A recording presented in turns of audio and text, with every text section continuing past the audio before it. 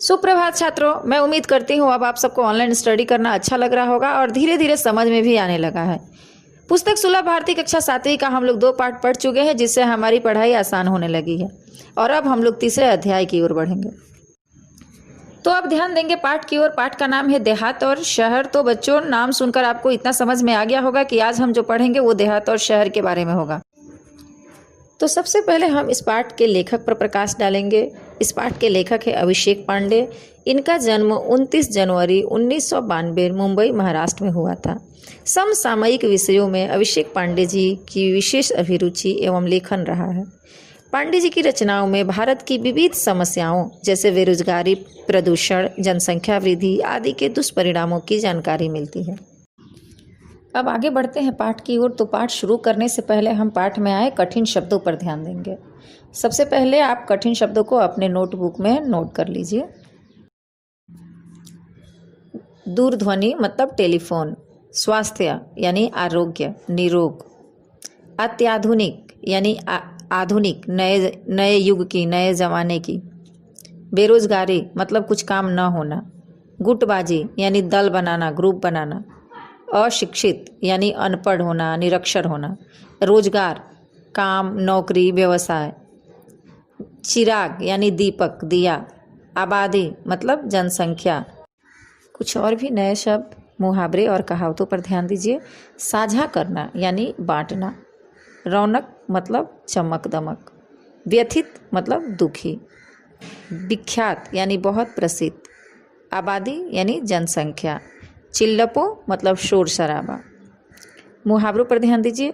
दुखड़ा रोना यानी दुख सुनाना।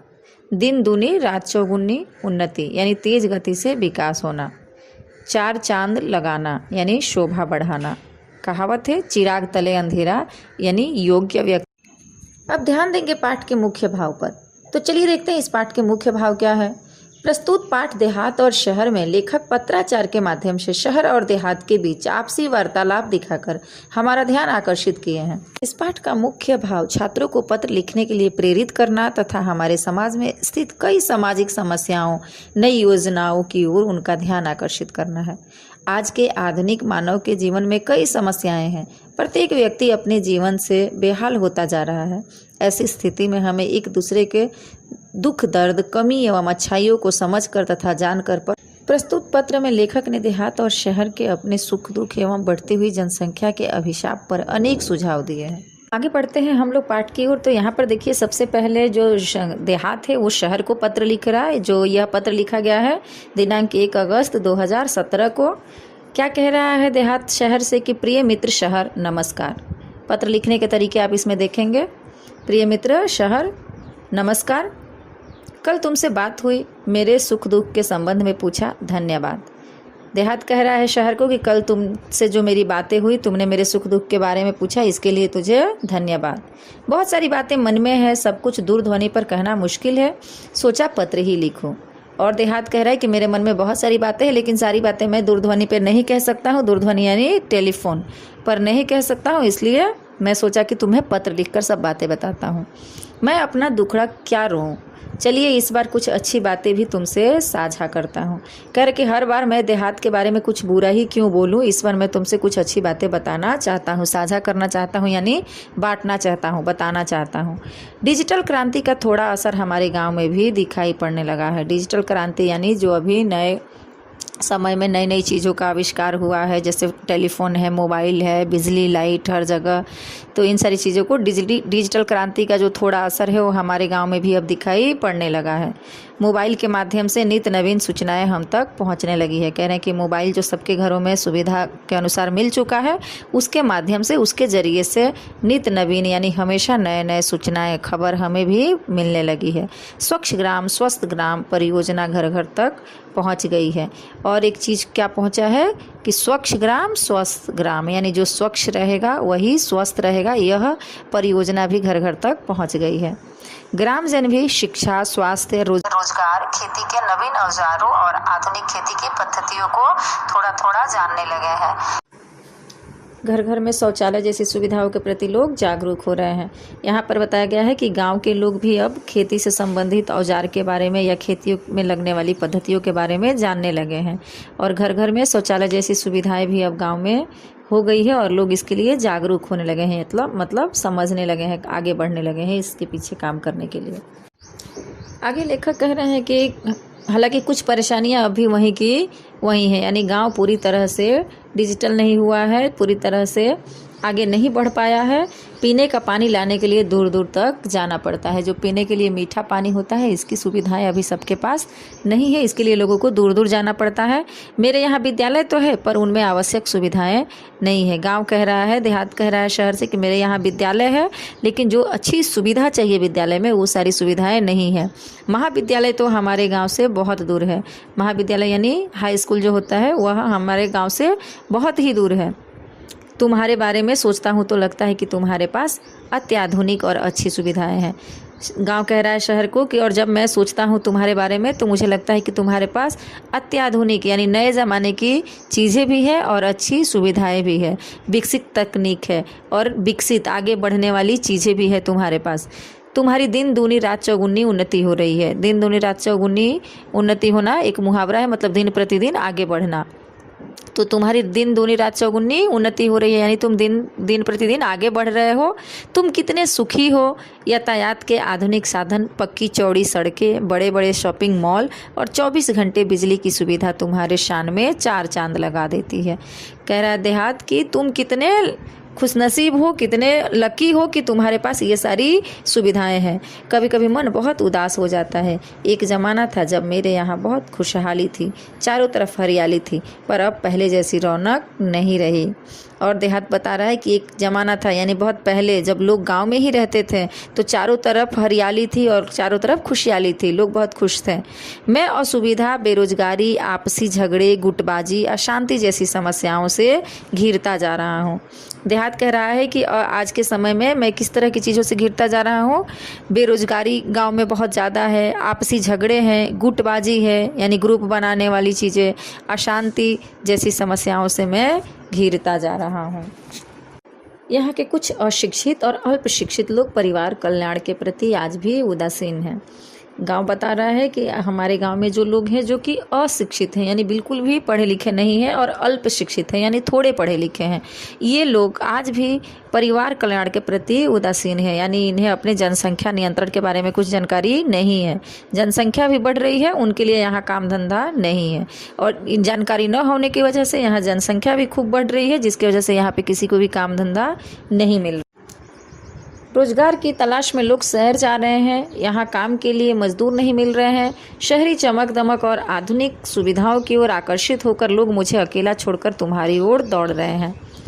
यहाँ स्वास्थ्य सुविधाएं भी नहीं है, बीमारियां हैं पर पर्याप्त मात्रा में सुसज्ज और अच्छे अस्पताल नहीं है, लोगों को ठीक समय पर दवा नहीं मिल पाती है। मेरा परिवार टूटता सा जा रहा है, बताइए मैं क्या करूं। तुम्हारा मित्र देहात। अभी तक हमने पढ़ा कि देहात शहर से अपना सुख दुख के बारे में बताया। अब आगे पढ़ना है कि देहात की बातें सुनकर शहर क्या जवाब देता है।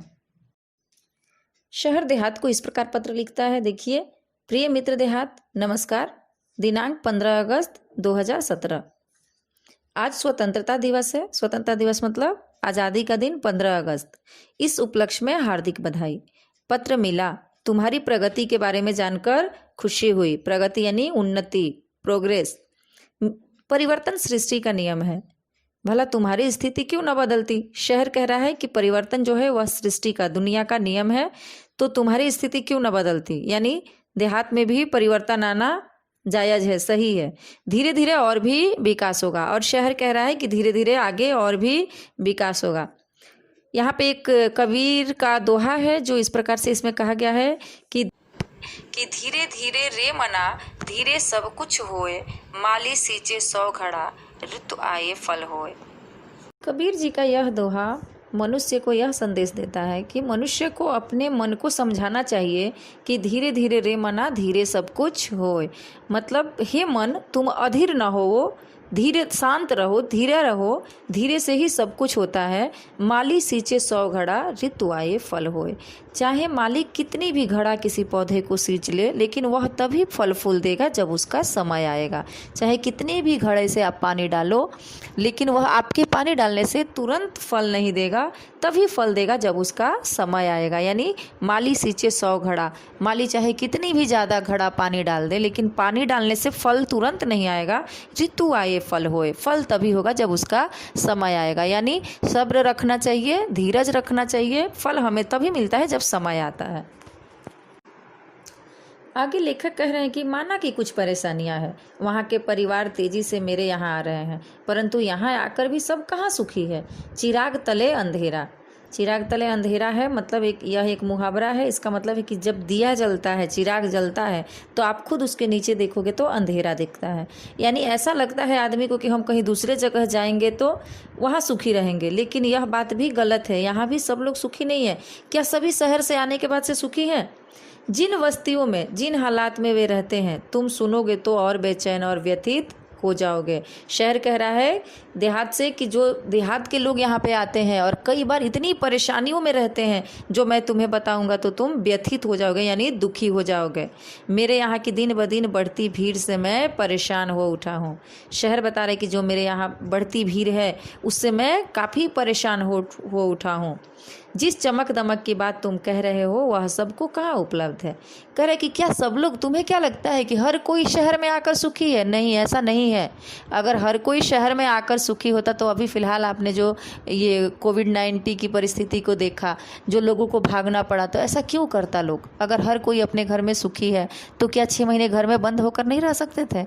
लेकिन ऐसे लोग नहीं थे। जो अपने मजदूर भाइयों को आपने देखा परेशान होकर जो लोग भाग कर गए, वो क्यों गए? क्योंकि उनके पास खाने के लिए पैसे नहीं थे, रहने के लिए खुद के घर नहीं थे, वह अच्छे से नहीं बैठकर खा सकते थे, इसलिए उन्हें भागना पड़ा।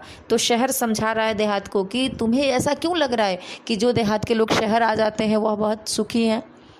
ऐसा नहीं है। शहर से जो लोग आ जाते हैं, देहात से जो लोग आ जाते हैं वो यहाँ पर सभी लोग सुखी नहीं हैं।